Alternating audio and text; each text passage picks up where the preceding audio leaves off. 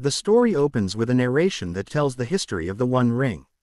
Long ago, the Dark Lord Sauron created the ring to control all others, pouring much of his own evil power into it. He sought to enslave all the free peoples of Middle-earth. In a great war, men and elves fought against him. The ring was cut from his hand by Isildur, the king of Gondor's heir, but instead of destroying it, Isildur kept it for himself. The ring betrayed him, and he was killed.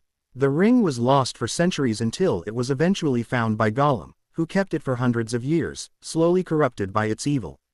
Later, Bilbo Baggins stumbled upon it in the Hobbit's adventure. That is where the tale of the Lord of the Rings begins.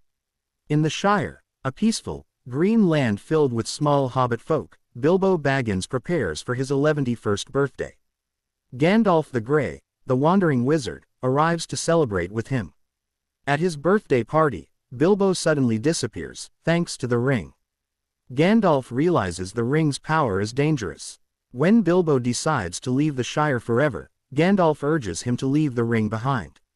Reluctantly, Bilbo parts with it, and it passes to his young cousin Frodo.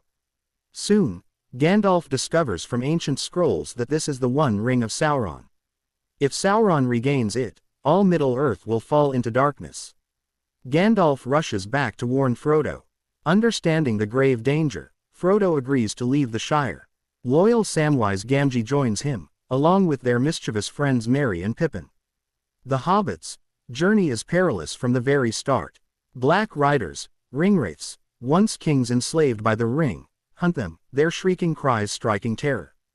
Narrowly, the Hobbits reach the village of Bree, where they meet Aragorn, known as Strider. He is a mysterious ranger but proves himself brave and loyal.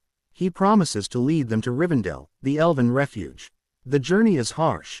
At Weathertop Hill, the ringwraiths attack. Frodo is stabbed with a Morgul blade, a wound that nearly turns him into a wraith. Only Aragorn's courage and the healing aid of the elf maiden Arwen save him as she races against time, carrying Frodo to Rivendell while pursued by the Black Riders. At the ford of Bruinen, she summons a flood that sweeps them away. In Rivendell, Frodo awakens healed. Elrond, Lord of Rivendell, convenes a council of elves, men, and dwarves. They debate the ring's fate. Some want to wield it as a weapon against Sauron, but Gandalf warns that it cannot be controlled. It corrupts all. Only by destroying it in the fires of Mount Doom, where it was forged, can Sauron be ended. Frodo bravely volunteers to carry the ring. Gandalf, Aragorn, Legolas the elf, Gimli the dwarf, Boromir of Gondor, and Frodo's hobbit friends form the Fellowship of the Ring. Their journey begins in hope but quickly turns grim. They attempt to cross the snowy mountain of Caradhras, but storms force them back. Gandalf decides they must pass through the mines of Moria. There, they discover the dwarves once dwelling there are all slain. Orcs attack, and in a massive battle, the Fellowship barely survives. Then a far greater terror comes. The Balrog, a demon of fire and shadow. In a heart-wrenching moment, Gandalf stands against it on the bridge of Khazad-dûm. He cries, "You shall not pass," and breaks the bridge, sending the Balrog down. But as the demon falls, its whip drags Gandalf with it.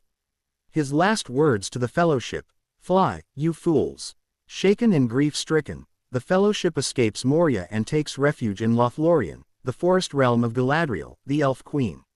She offers them wisdom and gives each member a gift for their journey. Frodo even glimpses visions in her mirror, including a possible future of darkness if they fail. The Fellowship departs by river, but danger draws closer. As the burden of the ring grows heavier, Boromir becomes consumed by temptation.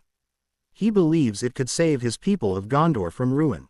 One day, he confronts Frodo, trying to take the ring. Terrified, Frodo puts it on and vanishes.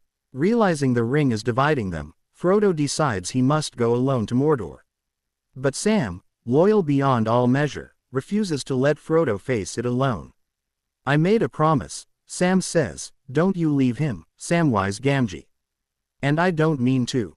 He plunges into the river to follow Frodo, nearly drowning, but Frodo pulls him in. Together, they set off for Mordor. Meanwhile, the rest of the Fellowship is scattered. Orcs attack, and Boromir dies bravely defending Merry and Pippin. The two hobbits are captured and taken away by the orcs. Aragorn, Legolas and Gimli vow to rescue them. The season closes with the Fellowship broken, yet their mission alive. Frodo and Sam walk toward Mordor alone. Aragorn takes leadership to continue the fight against Sauron. The story ends not in victory but in determination. The quest is only beginning, and the fate of Middle-earth rests on the courage of a few small hobbits and the friends who support them.